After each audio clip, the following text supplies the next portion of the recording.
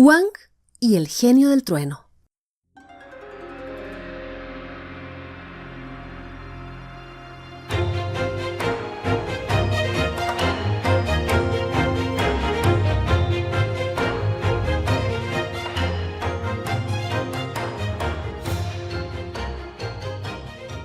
El joven Wang era un estudiante aplicado, bueno y generoso. Tan generoso que en su aldea todos lo estimaban y apreciaban. Como era muy modesto, los elogios excesivos le disgustaban un poco y trataba de que sus buenas acciones no se difundieran. Pero de todas maneras, éstas llegaban a saberse siempre y el aprecio de la gente aumentaba más y más. Un día, su amigo Xia murió y la anciana madre y los 6 hermanos quedaron desamparados. Estos eran aún muy pequeños para ganarse el sustento. Wang no dudó un instante en proteger a los huerfanitos, pero al cabo de poco tiempo, los gastos fueron tales que el joven se vio reducido a una extrema pobreza. «Creo que no podré continuar mis estudios», así se dijo un día el bondadoso joven. «Me temo que tendré que trabajar y me dedicaré al comercio». Y en efecto, Wang abandonó los libros y la escritura y empezó a negociar. Todos trataron de ayudarlo y en poco tiempo llegó a ser un rico mercader.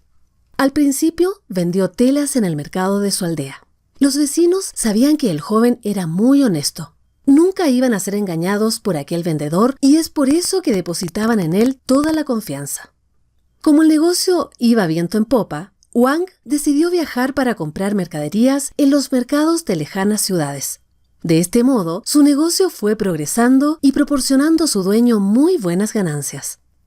Con el tiempo, Wang fue agregando otros artículos a su tienda: tapices de Persia, vasos y jarrones de fina porcelana japonesa, perfumes de Arabia, joyas de oro cincelado, perlas y piedras preciosas. En una palabra, cuánta mercadería fina encontraba en los más renombrados mercados del Oriente. Como tenía buen gusto, la mercadería que compraba se vendía a buen precio en todas las ciudades. Wang estableció otras tiendas en las ciudades vecinas y puso al frente de ellas a dependientes de confianza, a quienes pagaba muy bien para que fuesen fieles cumplidores de sus órdenes. Para atender a todas las sucursales de su comercio y concurrir a todas las ferias importantes, el joven hacía frecuentes viajes. Un día, volviendo de Nankín, se detuvo en una hostería. Estaba saboreando una taza de té cuando vio entrar a un personaje de gran estatura, flaco, tan flaco y pálido que parecía un cadáver viviente. Este se sentó en un rincón, apoyó los codos sobre una mesa y mantuvo la cabeza entre las manos, apretándose la frente como un hombre que sufriese un gran dolor. El corazón compasivo de Wang se conmovió. El joven se acercó al extraño personaje y le preguntó: «¿Te sientes mal, señor? ¿Tal vez puedo ayudarte de alguna manera?» El hombre movió la cabeza y no respondió, pero Wang, siempre dispuesto a ayudar al prójimo, ordenó al hostelero que le trajera algo de comer. El desconocido se echó sobre la comida con increíble avidez y en un santiamén devoró todo. El generoso joven ordenó entonces un almuerzo completo para 2 personas. Cuando hubieron terminado de comer, el personaje se levantó y se inclinó ceremoniosamente al par que, con cara satisfecha, exclamaba: «Ah, hacía 3 años que no saciaba mi apetito como lo he hecho hoy», le dijo. Entonces Wang lo miró asombrado. Con tono amable le preguntó: «¿Podrías decirme cuál es tu nombre y cuál es tu patria, señor?» «Lo siento, perdóname, creo que no puedo revelarte cuál es mi nombre, mi buen amigo y joven benefactor. En cuanto a mi tierra natal, debo decirte que no tengo patria». Wang no insistió con preguntas indiscretas. Pidió la cuenta al hostelero y se decidió a proseguir su viaje. En el momento de partir, advirtió que el desconocido se disponía a acompañarlo. «Me temo que te aguarda un grave peligro, bondadoso joven. Yo no debo abandonarte ahora. Sería un desagradecido después de haber recibido tantas gentilezas de tu parte», le dijo. Wang hizo 1000 preguntas, pero el extranjero no quiso aclarar más. Después de unas horas de viaje, llegaron a otra hostería y el joven ordenó comida para ambos. Pero el extraño personaje movió negativamente la cabeza. «No, por favor, yo como solo una vez al año. No te preocupes por mí», le dijo. Wang pensó que el desconocido debía ser un genio y redobló sus gentilezas y demostraciones de respeto.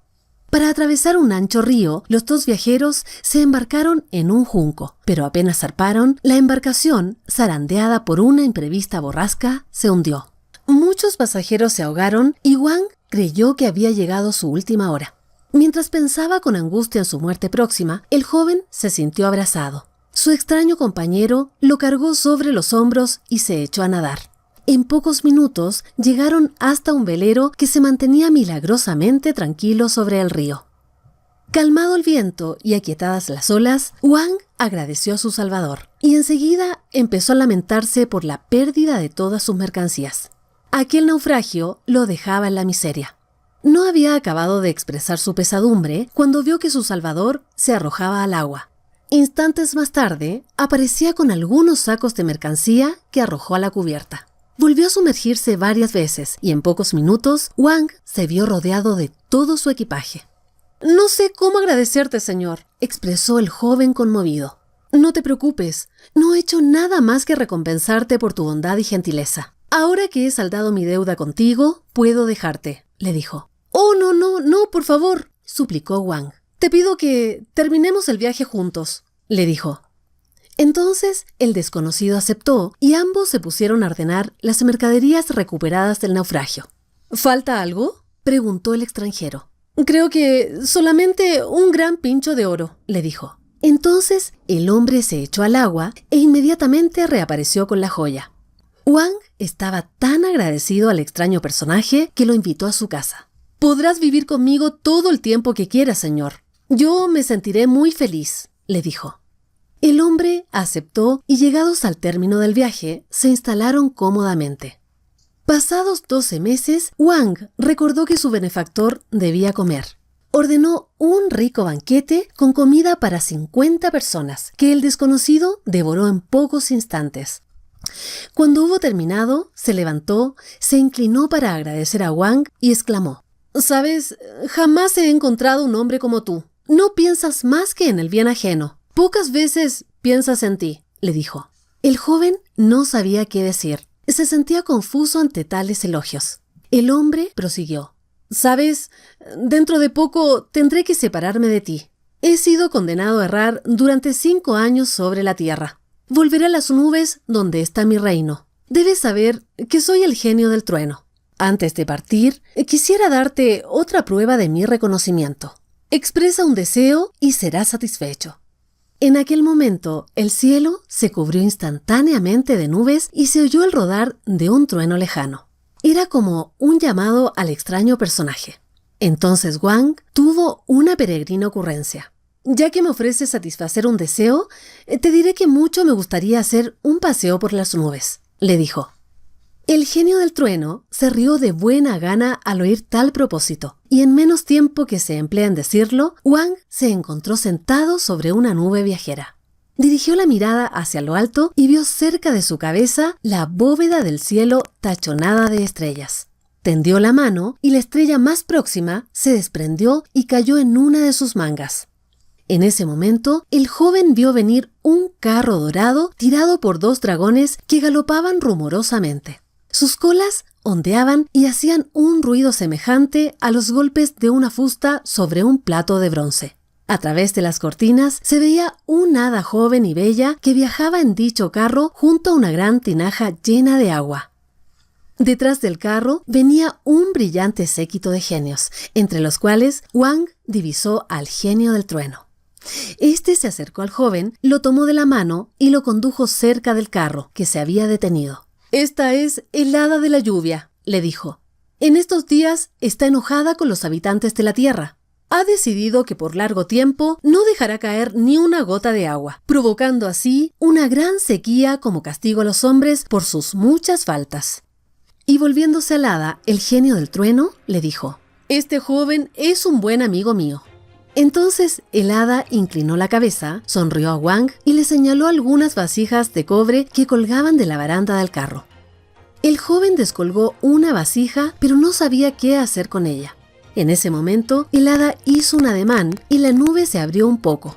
A través de la abertura, Wang miró hacia abajo y reconoció su aldea y los campos vecinos, amarillos por la prolongada sequía que reinaba en toda la región. Entonces comprendió el gesto del hada de la lluvia.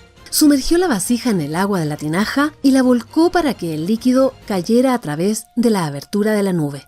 Repitió esta operación varias veces, hasta que su amigo, el genio del trueno, le dijo: «Basta, basta, ahora debes volver a tu tierra. Detrás del carro cuelga una larga y gruesa cuerda. Aférrate a ella y ve bajando sin temor». Wang en realidad tenía miedo, pero al advertir que todos se sonreían burlonamente, se decidió. Minutos después se encontraba cerca de su aldea, en un prado húmedo y verde. Los vecinos estaban contentos. Es un milagro. Por fin ha llovido. Ha ocurrido un verdadero milagro. ¿Sabes? En medio de un día de sol radiante, una nubecilla nos regaló la bendición de una lluvia salvadora», le dijo. «¿Cómo? ¿Hacía mucho tiempo que no llovía?», así preguntó el joven. «Claro, hacía 6 meses que no caía ni la más ligera lluvia. Estábamos realmente desesperados», le dijeron. «¿Y no habrá sido un castigo del cielo por el mal comportamiento de los hombres?», dijo Wang. «Posiblemente sí, es muy posible», dijo un anciano. «Pero ya pasó el mal rato y ahora estamos todos contentos». Wang oyó las numerosas manifestaciones de asombro y de júbilo de sus amigos, pero se guardó muy bien de revelar el secreto. Estaba completamente seguro de que si contaba su extraordinaria aventura, lo tomarían por loco y embustero. Al llegar la noche, el joven se cambió la ropa. De una de sus mangas cayó una piedra oscura. Era la estrellita que él había desprendido de la bóveda celeste. Estaba apagada, parecía muerta. La levantó del suelo y la puso sobre una repisa. Era un recuerdo de su extraña aventura. Se echó sobre el lecho, pero no pudo conciliar el sueño. Al rato, notó que el cuarto iba aclarándose lentamente. Una luz plateada empujaba las sombras hacia los rincones. Miró hacia la repisa y vio que la estrellita revivía. Wang miró estupefacto hacia aquella joya luminosa y comprobó que ésta iba creciendo y creciendo hasta que por fin quedó transformada en una doncella encantadora. «Mi señor», dijo ésta con una voz dulce y melodiosa, «soy Clara Nube. El genio del trueno ha dispuesto que sea tu esposa», le dijo. Aquella aparición colmó de felicidad el corazón del bondadoso joven. Las bodas se celebraron poco después y el día de la ceremonia cayó en los campos vecinos otra lluvia bienhechora. Era el regalo de bodas del hada y de los genios de las altas nubes.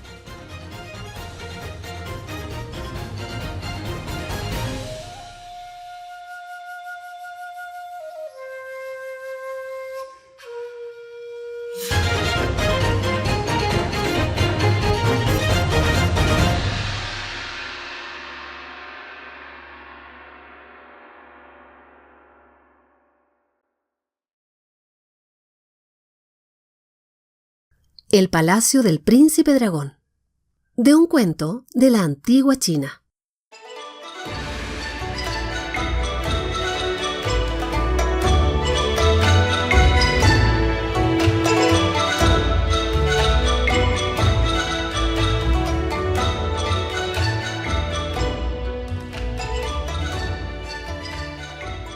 Entre las muchas cosas bellas que podían verse en Suchao, debemos mencionar la regata entre los barcos dragones, que tenía lugar el 5º día de la 5ª luna. En el maderamen, cada barca tenía esculpido un dragón con las escamas pintadas de verde y oro. Las balaustradas estaban adornadas con flores de laca y estandartes de seda bordada. En la popa, debajo de la cola del dragón, sobresalía un tablón de madera, sobre el cual iba sentado un muchacho que hacía juegos de acrobacia. El acróbata a veces colgaba hasta rozar el agua, y con frecuencia daba la impresión de que la caída y el chapuzón eran inevitables. Naturalmente, estos muchachos habían sido adiestrados desde que eran pequeñitos. Había algunos tan hábiles que los patrones de los diversos barcos dragones disputaban con ahínco su posesión. Entre estos ágiles jóvenes, el mejor, sin duda alguna, era A Tuan, un robusto muchacho huérfano de padre. Durante la regata, Atuán perdió el equilibrio y cayó en las aguas del río, que inmediatamente cerraron sus ondas sobre el cuerpo del acróbata. Los más diestros nadadores se echaron al agua para socorrerlo, pero a pesar del empeño que pusieron, no lo hallaron y volvieron a la superficie cansados y desalentados. Con dolor en el alma, los patrones de los juncos de Su Chau se encaminaron hacia la casa de la señora Chang, la madre de Atuán, para comunicarle la muerte del hijo. La pobre mujer lloró largamente. El único consuelo que tuvo fue comprobar cuán profundos eran el cariño y la estima que su muchacho se había ganado entre los habitantes de Su Chau. Pero Atuán no había muerto. Apenas se hundió en el río, dos poderosas manos aferraron su cuerpo y lo arrastraron hacia el fondo. Las aguas se alzaron en torno a él, altas como la ladera de una montaña, y el muchacho advirtió con sorpresa que allí podía respirar como en la superficie. No se explicaba esto, ni cómo había podido perder el equilibrio y caer al agua. Una vez que se hubo serenado, Atuán se encontró en un palacio grandioso. En el centro de una sala inmensa, vio a un hombre con un yelmo en la cabeza sentado sobre su alto trono. «Este es el príncipe dragón», así dijo una voz a espaldas de Atuán. Entonces el príncipe dirigió al joven una mirada llena de benevolencia. «Evidentemente eres un muchacho muy listo. Formarás parte del grupo de mis ramas de sauce», le anunció. Al cabo de una breve conversación, el invisible guía condujo a Atuán hasta un paraje rodeado de amplios pabellones y lo hizo subir sobre la galería del pabellón oriental, del que salió una anciana que lo recibió con una sonrisa. «Esta es la señora Si», dijo la conocida voz. «Ella será tu maestra», prosiguió. La señora llamó a varios muchachos que estaban dentro del pabellón. Todos tendrían de 13 a 14 años, más o menos. Entonces saludaron a Atuán con gentileza. «Ahora haremos ver a Atuán la danza del rayo y la danza del viento que cae», así dijo la señora Sí. Enseguida se oyó un gran rumor de tambores y platillos de cobre, y la danza dio comienzo. Era un espectáculo digno de verse, algo verdaderamente indescriptible. Cuando se hizo el silencio, la señora llamó a Atuán para enseñarle paso a paso las dos danzas, pero Atuán no la dejó hablar. «Por favor, haced comenzar la música, señora, y os daré pruebas de mi habilidad», le dijo. Apenas las primeras notas se difundieron por la explanada, Atuán comenzó a danzar. Todos lo miraban reteniendo el aliento y la vieja señora Sí se puso a batir palmas entusiasmada. «¡Bravo, bravo, muchacho! Nadie podrá negar que eres tan hábil como Flor de Estío», dijo. Naturalmente, Atuán, que no sabía quién era Flor de Estío, no pudo apreciar el valor de aquel elogio, pero comprendió que la vieja señora lo juzgaba muy capaz y se puso contento. Al día siguiente, el príncipe dragón sometió a examen a los grupos de bailarines reunidos en una explanada al pie de una escalinata. Los primeros en ser examinados fueron los diablillos. Tenían el rostro de niño y el cuerpo de pez, y danzaban al ritmo de platillos de cobre, que producían un ruido ensordecedor. A cada golpe, los diablillos saltaban tan alto que salían del agua y llegaban a tocar la bóveda del cielo, de donde caía un polvillo de estrellas. Luego llegó el turno de las encantadoras y gráciles gorrioncitas, unas niñas bellas y elegantes que danzaban sonando flautas. En torno a ellas se fue aplacando poco a poco el rumor de las olas. Las aguas, helándose, transformaron el lugar en un hermoso y mágico mundo de cristal, brillante y transparente. Terminada la danza, las aguas retomaron su movimiento, tornó a oírse su rumor y todo volvió a ser como antes, mientras las muchachas iban ubicándose a los pies de la escalinata. A continuación, bailaron las graciosas golondrinitas. Eran todas jovencitas que bailaban agitando las largas mangas de sus vestidos. Tenían en la cabeza una guirnalda de flores perfumadas y llevaban un vestido azul y negro con dos largas colas, como las golondrinas. Había una que revoloteaba como si tuviese alas. De su vestido, de sus mangas y hasta de sus sandalias se desprendían, ondeando al viento y sobre las olas, pimpollos de flores de diversos colores, que vagando de un lado a otro, concluyeron por cubrir el espacioso patio. Terminada la danza, esta niña se reunió con las compañeras al pie de la amplia escalinata que precedía la magnífica explanada. Atuán, que estaba allí cerquita, al verla quedó encantado y preguntó a los compañeros quién era aquella extraordinaria danzarina. «Es Flor de Estío», así le contestaron todos, extrañados de que todavía no conociera a la más hábil de las golondrinitas. Atuán no pudo dar explicaciones porque en ese momento el príncipe dragón llamaba al grupo Ramas de Sauce. Había llegado su turno. También esta fue una danza maravillosa, llena de ritmo y gracia. El príncipe elogió a Atuán por la rapidez de su aprendizaje y por su habilidad en la danza. Le regaló una cinta adornada con escamas de oro para tener recogidos los cabellos, con una perla engarzada que de noche emitía rayos luminosos.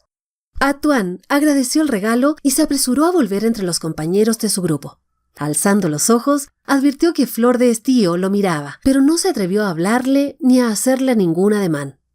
A una señal del príncipe dragón, los bailarines empezaron a desfilar en perfecto orden y luego cada grupo volvió a su respectivo pabellón. Atuán y Flor de Estío no pudieron hacer otra cosa que cruzar una mirada. Luego se perdieron de vista. El joven no podía olvidar a la bella danzarina y tanto pensaba en ella, lamentando no poder encontrarla, que terminó por enfermarse. Perdió de tal modo el apetito que fue en vano que la señora Sí le hiciera tomar milagrosos medicamentos. Atuán enflaquecía y desmejoraba a ojos vista. Sus ojos, llenos de tristeza, habían perdido todo su esplendor. Solo la maravillosa perla brillaba en la frente del joven y le iluminaba el descarnado rostro. Nadie comprendía la causa de aquel mal. La vieja señora estaba preocupada, pues se acercaba la fecha de una fiesta importante y todos los grupos debían participar en ella con sus más bellas danzas. Se está acercando la fiesta del príncipe de los ríos. ¿Y qué haremos sin Atuán?, dijo. Una noche, un muchacho del grupo de los diablillos fue a visitar a Atuán y sentándose al borde de la cama, empezó a hablar de esto y de aquello, pero al rato le preguntó con una sonrisa maliciosa. «¿Será posible que nadie sepa hallar la causa de tu enfermedad?», le dijo. «Es que nadie comprende nada», respondió Atuán con un hilo de voz. «Por casualidad, tu enfermedad no será debida a Flor de Estío, ¿no?», le dijo. «¿Y cómo lo sabes?». «Porque Flor de Estío sufre de tu mismo mal», así contestó el diablillo sonriendo. «Me lo dijo una niña del grupo de las golondrinas». Atuán se incorporó en el lecho. «Amigo mío, ¿sería posible encontrarme con Flor de Estío?». «Quizás sí, o no lo sé», le dijo. «Ah, tú sabes todo lo de ella. Dime qué debo hacer. Te lo ruego». El diablillo lo miró pensativo y después de un rato le dijo. «No es fácil, ¿sabes? Debemos recorrer un larguísimo camino, y aún así no sé si lograremos encontrarnos con ella». «¿Pero por qué es tan difícil ver a Flor de Estío?», le dijo. «Porque el príncipe dragón la hace vigilar muy de cerca, ¿sabes? Como habrás advertido, ella es una extraordinaria danzarina y él tiene miedo de perderla». «¿Y de qué manera podría perderla? Dime». «Pues alguien podría raptarla y devolverla a la tierra. Ella en verdad siente nostalgias de la tierra, aunque aquí todos la tratan bien», le dijo. «Justamente yo siento lo mismo y quisiera poder decírselo». «¿Puedes caminar un largo trecho?», le dijo. «Creo que haciendo un esfuerzo sí». Ayudado por el muchacho, Atuán salió de su cuarto. Recorrieron algunas galerías que parecían talladas en cristal y llegaron delante de una puerta.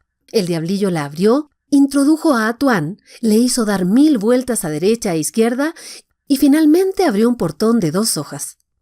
Atuán vio con asombro que se encontraban en un bosque.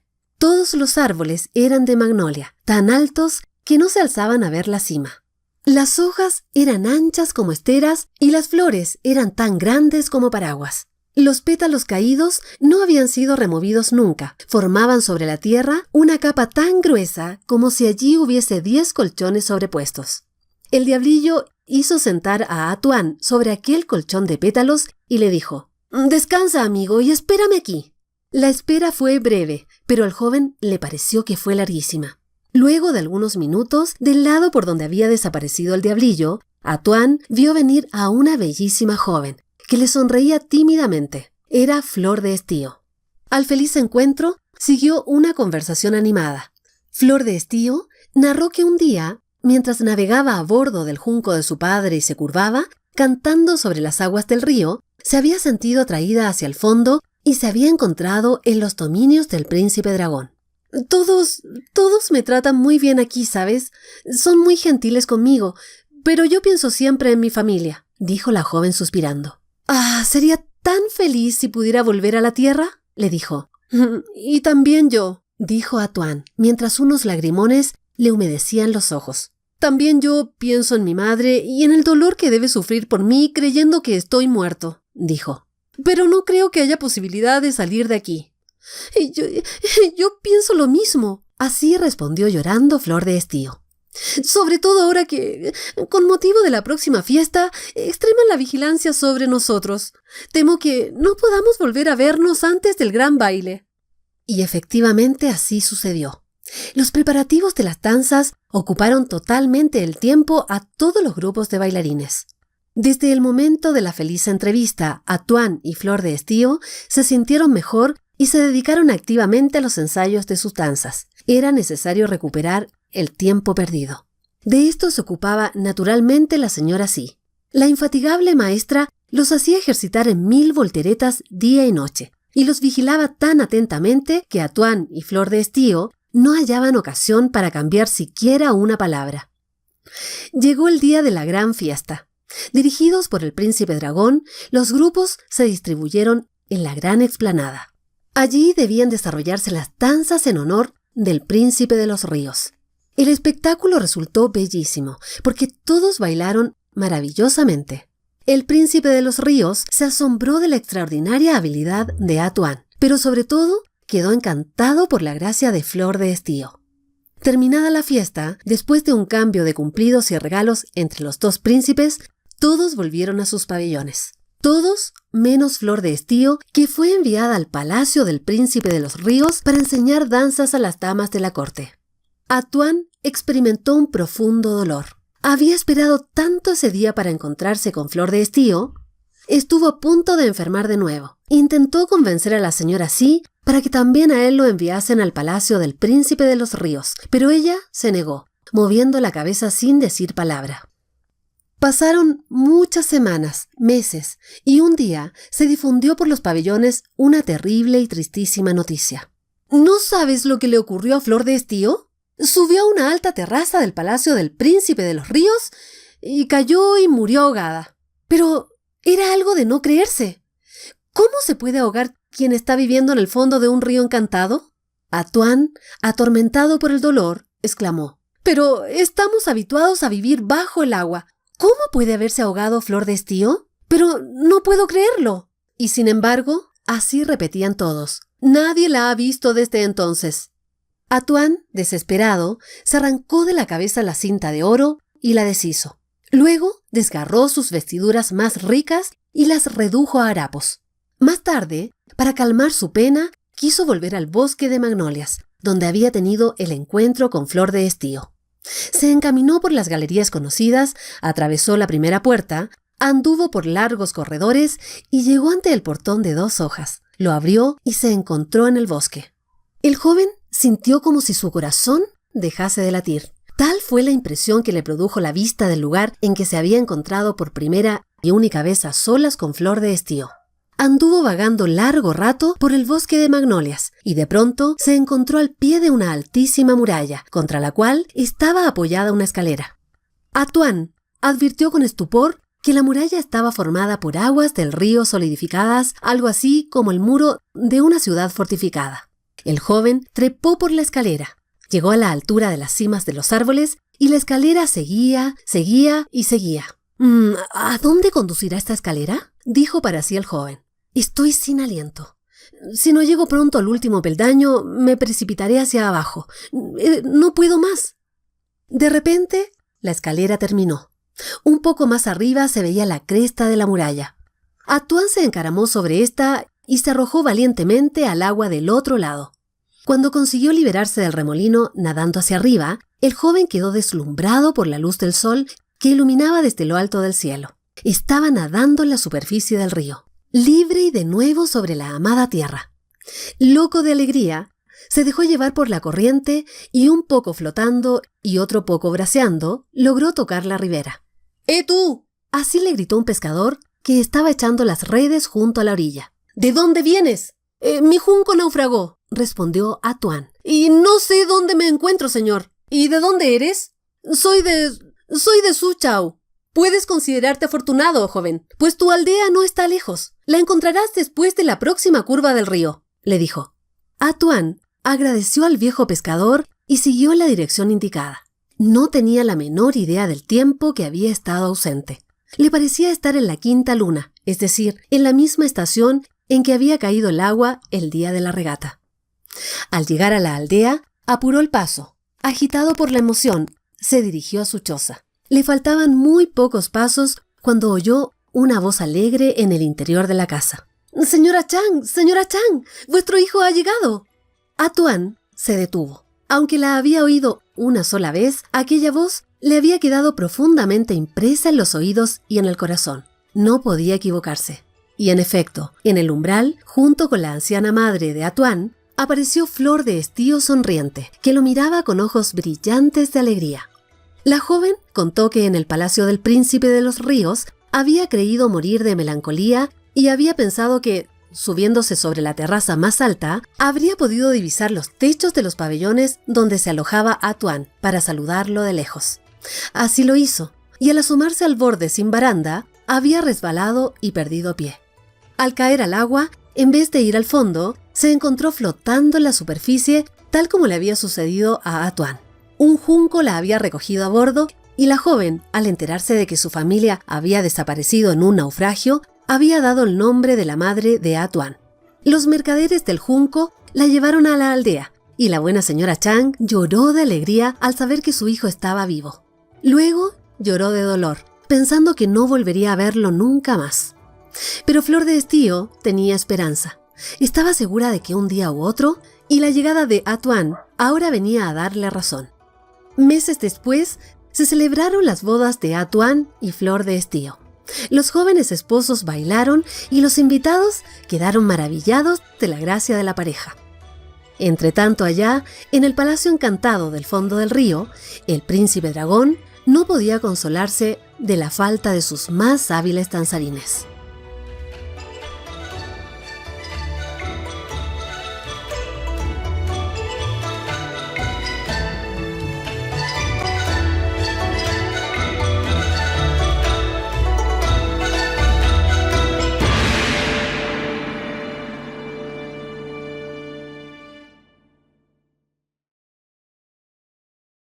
La hija del rey dragón.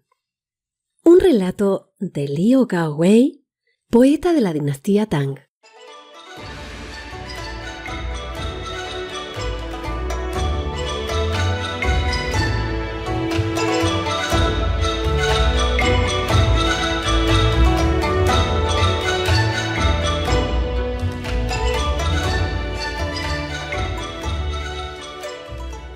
Había una vez un valiente caballero que, después de haber servido lealmente a su emperador en la guerra contra los tártaros, volvía a su castillo.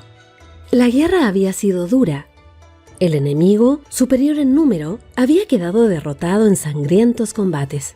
Muchos guerreros del emperador habían sucumbido. Nuestro caballero recordaba con amargura los encarnizados encuentros en que sus compañeros de armas habían pagado con sus vidas su lealtad al soberano. Él había tenido suerte. A pesar de haber intervenido en multitud de encuentros, había salido ileso de todos ellos. Ni un rasguño había recibido en toda la campaña. No obstante, sentía una gran pesadumbre al pensar en sus amigos muertos o gravemente heridos. Había recorrido ya más de 100 millas en su camino de regreso y se sentía algo cansado.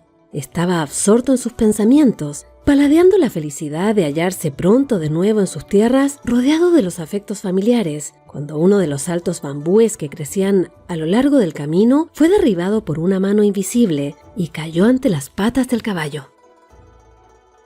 A causa del inesperado ruido que hizo al caer la robusta caña, el corcel se espantó y se puso a correr a campo traviesa. Durante todo aquel día y la noche siguiente duró aquel desenfrenado galopar, y solo al alba el corcel se detuvo junto a la ribera de un arroyuelo para beber. El caballero desmontó y se inclinó para lavarse las manos y la cara. y al levantarse de nuevo, vio que allí cerca pastaba un rebaño de corderos blancos, vigilados por una pastora. Esta, una bella joven, se hallaba sentada sobre la hierba. Sus ropas estaban desgarradas y cubiertas de lodo, y su rostro aparecía ensombrecido por una profunda tristeza. Cuando el caballero se acercó a ella, notó que por sus mejillas resbalaban 2 gruesos lagrimones. «¿Quién eres?», preguntó el caballero Van-Lee, que tal era su nombre. «¿Cómo te llamas? ¿Por qué estás tan triste? ¿Acaso puedo ayudarte en algo?». «¡Ay de mí!», así respondió la niña con voz dulce. Soy la más desgraciada de las esposas. Me llamo Liu. Soy la hija menor del rey dragón del lago Tung Ting. Mis padres me casaron con el hijo del rey del río Qing, que es un príncipe de carácter violento, amigo de los placeres y que gusta de las malas compañías. Mi esposo no se preocupaba de mí, me maltrataba. Un profundo sollozo interrumpió el relato de la joven, y las lágrimas volvieron a correr por sus rosadas mejillas. El caballero intentó confortarla con amables palabras y le rogó que continuara el relato. Me quejé al rey, continuó Liu, pero el príncipe, para defenderse, me calumnió inventando terribles mentiras contra mí. Su padre creyó cuanto él dijo y me alejó de la corte. Estoy confinada en este apartado lugar, donde vivo sola y triste. Mis padres no tienen noticias de mí porque no tengo medios de comunicarme con ellos. Si tú quisieras ayudarme... El caballero se quedó un instante pensativo. Él no sabía dónde quedaba el lago de Tung Ting ni estaba seguro de poder llegar hasta allí. Además, se hallaba cansado y deseoso de estar cuanto antes en su castillo y abrazar a sus padres. Al no obtener respuesta, Liu inclinó la cabeza con resignación. Su tristeza y desaliento eran tan profundos que el joven se dispuso a complacerla. «Haré cuanto pueda para ayudarte. Iré hasta el lago Tung Ting y hablaré con tu padre. Indícame el camino». «No es difícil hallarlo», dijo la joven con los ojos brillantes de esperanzada alegría. «Debes cabalgar 7 días y 7 noches siguiendo el curso de este arroyo. Al alba del 8º día llegarás a un lago. Allí donde termina el sendero se alza una alta palmera. Golpea sobre su tronco con este medallón. Alguien acudirá para llevarte ante el rey». Liu se quitó del cuello una cadenita de la que colgaba un precioso medallón de oro. El caballero tomó la joya, besó la mano de la princesa, se despidió con corteses palabras, montó y partió en la dirección indicada. Viajó durante 7 días con sus noches y al alba del 8º día llegó a la ribera de un extenso lago. Desmontó junto a la palmera y golpeó el hueco tronco con el medallón de oro. El tronco se abrió y surgió un guerrero que, atravesando la lanza delante del caballero, le preguntó: ¿Qué quieres? ¿A dónde te diriges? «Debo hablar con tu rey», respondió Van-Lee, mostrando el medallón. Al ver la joya, el guerrero se inclinó en señal de respeto. Luego, con un movimiento de lanza, dividió las aguas del lago. En el medio apareció un sendero azulado que descendía suavemente hacia el fondo de aquella interminable extensión. «Sígueme», dijo el guerrero. «Cierra los ojos y ven tras de mí». Van-Lee cerró los ojos y comenzó el descenso, pero después de algunos pasos se sintió resbalar velozmente. Aquello duró un tiempo que al caballero le pareció infinito. Cuando le ordenaron que abriera los ojos, se hallaba ante un palacio rodeado de columnas y defendido por altas torres. El guía dijo unas palabras a los soldados de guardia y ambos fueron introducidos en un amplio vestíbulo. Cruzaron varios patios y a través de largos corredores llegaron finalmente a la puerta de la sala del trono. El caballero se detuvo y el guía fue a anunciar la visita. Al cabo de un rato, Van Lee fue introducido en la vasta sala, en cuyo fondo empezaba a levantarse una tenue neblina azul. De esta neblina surgió un personaje cubierto con un manto negro sobre el cual se destacaba su larga barba blanca. Bien, me dijeron que vienes de lejos. ¿Qué deseas del rey dragón?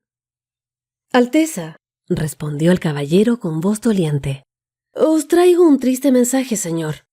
Vuestra hija Liu se halla confinada en un apartado lugar, junto al arroyo que desagua en este gran lago. Está sola y triste. No encontraba la manera de mandaros un mensaje cuando yo acerté a pasar por allí y me rogó que viniera. El rey del río Qing la desterró de la corte por las calumnias que inventó el hijo. Bien, te agradezco, noble caballero, por la generosa ayuda que has prestado a mi hija. Me sería fácil liberar a Liu del aislamiento que le ha impuesto su suegro.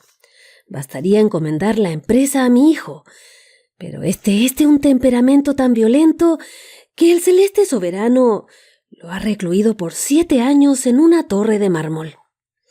Si llegara a sus oídos la noticia de la penosa situación de su hermana, estoy seguro de que acudiría en el acto.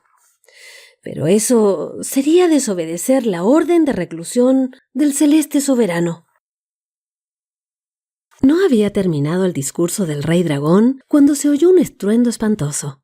Una especie de relámpago iluminó el cielo y un rojo dragón cruzó los aires. Van Lee sufrió una conmoción como si lo hubiera sacudido un furioso golpe de viento. «No temas, noble caballero», le dijo el rey dragón. «Es mi turbulento hijo el que ha pasado. Nuestras palabras llegaron a sus oídos seguramente, y ha volado en socorro de su hermana bajo la forma de dragón volador. Es posible que pronto lo veamos en forma humana, una vez que haya liberado a Liu. Te ruego que mientras tanto aceptes un frugal almuerzo». Van Lee y el rey dragón pasaron al suntuoso comedor, en el que 2 graciosas doncellas entonaban dulces canciones acompañándose con instrumentos de cuerda. Al término del almuerzo, el caballero sintió los efectos de una suave brisa. Dirigió la vista hacia la puerta del salón y advirtió que ésta se abría lentamente. Un instante después, apareció un gallardo joven que conducía de la mano a una dama ricamente vestida. El rey dragón se adelantó a recibirlos y estrechó entre sus brazos a la joven. «Ah, bienvenida, hija mía». Van Lee reconoció a Liu a pesar del cambio de vestimenta y la saludó inclinándose respetuosamente. Ella respondió con una sonrisa en que se transparentaba una profunda gratitud hacia su desinteresado salvador. El rey, dirigiéndose a su huésped, le dijo: «Nunca olvidaré este servicio que nos has prestado, noble caballero. Tu recuerdo vivirá siempre en mi corazón de padre agradecido y no se extinguirá jamás». Luego, dirigiéndose a su hijo, que en nada se parecía al violento dragón que momentos antes había pasado volando por encima del palacio, preguntó: «¿Y cómo hiciste, hijo mío?» «Pues en pocas horas mis alas de dragón me condujeron al lugar en que estaba Liu. Luego me dirigí al río Qing. Me lancé sobre él con la fuerza de un torbellino, empujé las aguas y las derramé sobre la región. En pocos instantes se produjo el desastre. 120 leguas de tierras fecundas fueron anegadas. Todo quedó arrasado». «¿Y cuántos hombres perecieron?» «Por lo menos 500.000, padre». «¿Te encontraste con mi indigno yerno?» «Lo despedacé con mis potentes garras». Entonces el rey se quedó pensativo. Al cabo de un instante habló: «Hijo mío, has socorrido a tu hermana y al mismo tiempo has vengado nuestro honor ofendido. Pero para ello has desobedecido la orden de encierro del soberano del reino celeste. La furia con que has precedido ha sido como es habitual en ti, excesiva, muy excesiva. Tiemblo al pensar en la cólera del celeste soberano y en el castigo que te impondrá». El rey no había terminado de pronunciar estas palabras cuando un soplo como de huracán sacudió los muros del palacio. Por la gran ventana que daba al parque, penetraron en la sala 2 verdes dragones. Uno de ellos se dirigió al hijo del rey y le transmitió la orden del celeste soberano: Preséntate inmediatamente bajo la forma de dragón. El joven palideció. En medio de un profundo silencio resonó la voz del rey: «Obedece, hijo mío. Te acompaña mi bendición». El hijo del rey dragón se despidió de los suyos y, conducido por 2 alados mensajeros, salió por la ventana y se alejó del palacio. El rey ordenó al gran camarero que alojara al caballero visitante en el mejor departamento del palacio y luego se retiró acompañado de su hija. Esta sonrió otra vez al huésped y Valí se quedó mirándola amorosamente mientras se alejaba. Al día siguiente reinaba un profundo silencio en el palacio del rey dragón. Todos esperaban la noticia del castigo que el soberano del reino celeste iba a imponer al príncipe dragón por su desobediencia. Hacia el anochecer se oyó un sordo rumor, y al cabo de unos instantes aparecieron los 2 dragones mensajeros. Conducían al joven príncipe, que con expresión sonriente se dirigió a su padre y dijo: «Padre mío, el soberano celeste oyó el relato de mi hazaña. Al enterarse de la ofensa inferida a nuestro honor, consideró que yo no podía, honorablemente, proceder de otra manera. Encontró justificada mi actitud y me ha perdonado». El rey lloró de alegría al oír tan gratas nuevas. Mandó celebrar el retorno de Liu y del príncipe con una gran fiesta. En el banquete de esa noche, los 2 hijos se sentaron junto al rey. Enfrente se sentó el caballero Valí. Durante la comida, éste miraba insistentemente a Liu y ella, de tanto en tanto, le sonreía con afectuosa dulzura. El rey dragón advirtió esta correspondencia de sentimientos y que los jóvenes se habían enamorado. Entonces habló al oído de su hijo: «Tengo la seguridad de que Liu y el caballero están enamorados.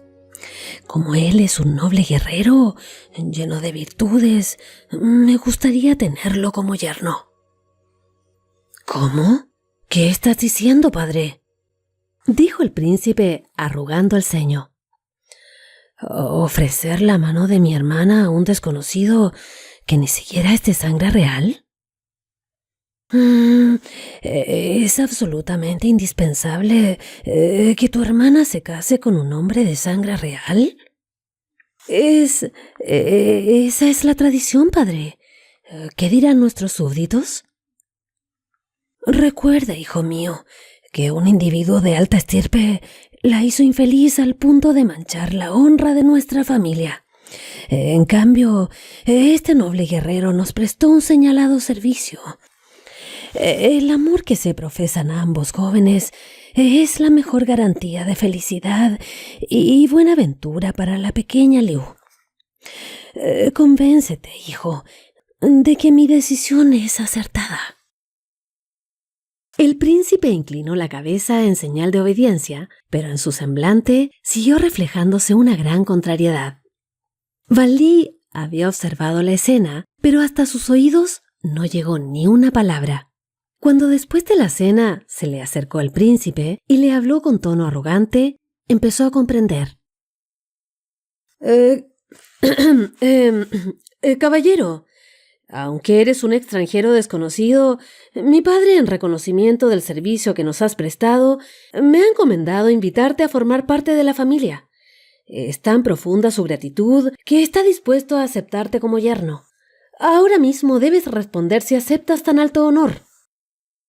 La respuesta de Valí no se hizo esperar. Príncipe, reconozco que es muy alto honor el que se me dispensa, aunque para mí este no vale tanto como la mano de vuestra hermana, a la que estimo y amo con un afecto entrañable. Pero si he de obtener todo esto simplemente como pago de servicios prestados, respondo que mi actitud generosa no obedeció al propósito de ser grato a vuestra familia, sino al impulso caballeresco de socorrer a una doncella en desgracia. Así es. Nadie duda de la nobleza y pureza de tus sentimientos. Por eso, precisamente mi padre te hace el honor de ofrecerte la mano de mi hermana Liu. Bien. Repito que me disgustan los honores recibidos en pago de servicios prestados. En consecuencia, os ruego transmitáis a vuestro augusto padre las expresiones de mi agradecimiento por las atenciones recibidas. Ahora mismo partiré. En mi castillo me están esperando ansiosamente mis ancianos padres. Y en efecto, momentos después, el caballero Van Li se alejaba del palacio del rey dragón con el alma entristecida. Desde una ventana alta le llegó una voz. «Tu recuerdo, caballero, vivirá eternamente en mi corazón». Era la voz de la princesa Liu, pero su rostro no se distinguía en medio de la oscuridad de aquella noche sin luna. Una vez en su castillo, Van Li entretenía sus horas de ocio cazando, pero ni la caza ni las fiestas organizadas en su honor lograban borrar la expresión de tristeza que ensombrecía su semblante. Le propusieron casarse y rehusó la mano de varias doncellas de alta alcurnia. En su corazón persistía la imagen de Liu. La recordaba con sus andrajos de pastora desdichada en medio del prado en que pastaban sus corderos. La veía luego ricamente vestida entrar de la mano de su hermano y correr a abrazar a su anciano padre.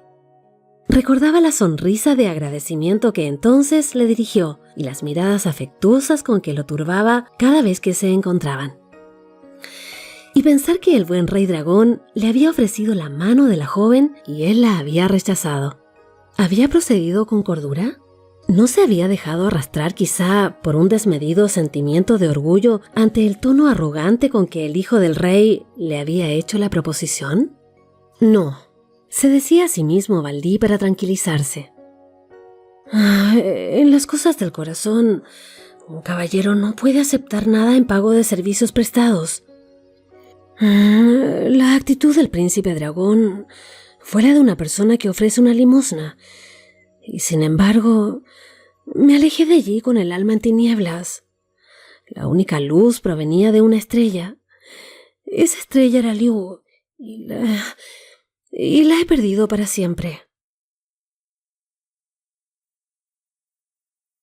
Poco tiempo después, sobrevino una terrible sequía en la comarca del Caballero Melancólico.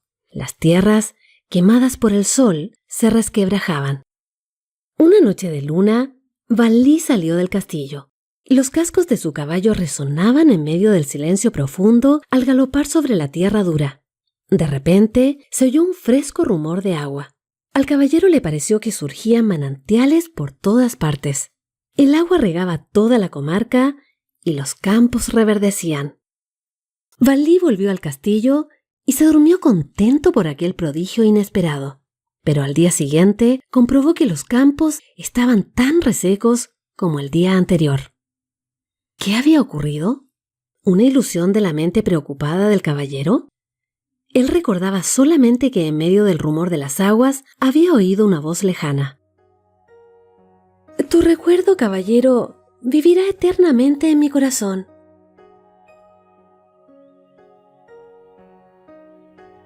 A la noche siguiente, Van Li salió para su acostumbrado paseo a caballo y volvió a oír el rumor de muchas corrientes de agua. Otra vez vio brotar manantiales. Los arroyos fluían torrencialmente e inundaban los campos bajos. Todos los sembrados revivían y el susurro de la fresca brisa parecía repetir: «Tu recuerdo, caballero, vivirá eternamente en mi corazón». ¿Qué significaba esa voz en medio del panorama de los campos reverdecidos? Hondamente preocupado, Van Li volvió al castillo y cayó en un profundo sueño. Cuando se despertó, estaba muy alto el sol. Un sol ardiente como una hoguera, cuyos rayos seguían quemando los sembrados y resquebrajando la tierra. En su tercera salida, el caballero comprobó que el paisaje que rodeaba su castillo ofrecía un espectáculo desolador.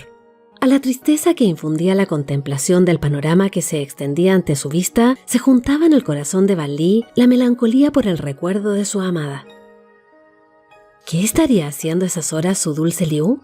¿Se acordaría del caballero que un día la socorrió en la desgracia? Y en ese preciso momento se oyó clara y precisa una voz que decía: «Tu recuerdo, caballero, vivirá eternamente en mi corazón».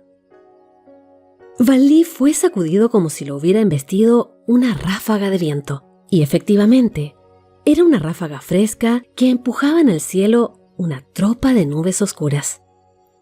«¡Liu!», exclamó el caballero clavando las espuelas en los ijares de su corcel. «¡Liu! He oído tu voz. Ahora recuerdo.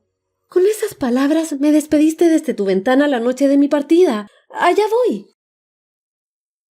En ese momento, de las nubes que habían cubierto completamente la bóveda del cielo, empezó a caer una lluvia tan recia que azotaba cruelmente el rostro del caballero.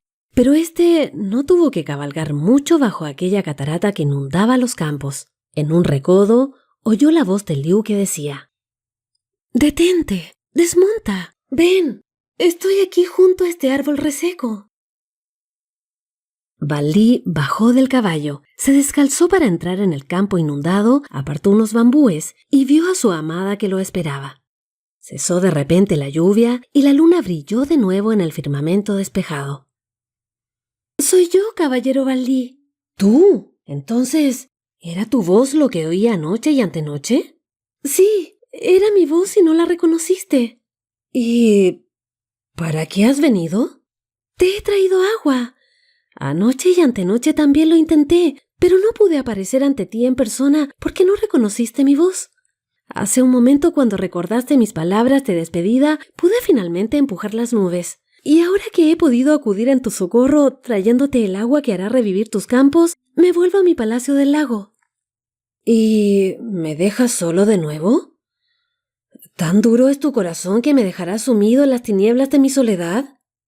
«Es tan duro como el tuyo, Valí, que no se conmovió cuando me abandonaste por no doblegar la vara de tu orgullo». «No por orgullo, Liu. Era mi honor de caballero, el que debía dejar a salvo ante la arrogancia de tu hermano». «Ah, los hombres son todos iguales. ¿No sabes acaso que el temperamento de mi hermano es tempestuoso?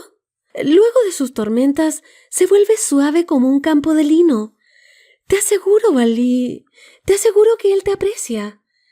Te recuerda con afecto.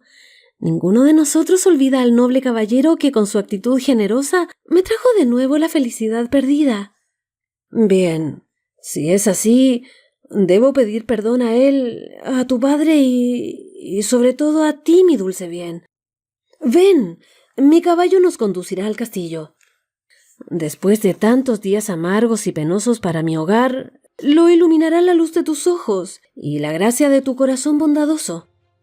«No, Valí, no puedo seguirte». «¿Qué? ¿Qué dices? ¿Por qué?» «Pues mi padre me espera». «En ese caso iremos juntos allá y le pediré tu mano». «Estoy segura de que se alegrará al verte».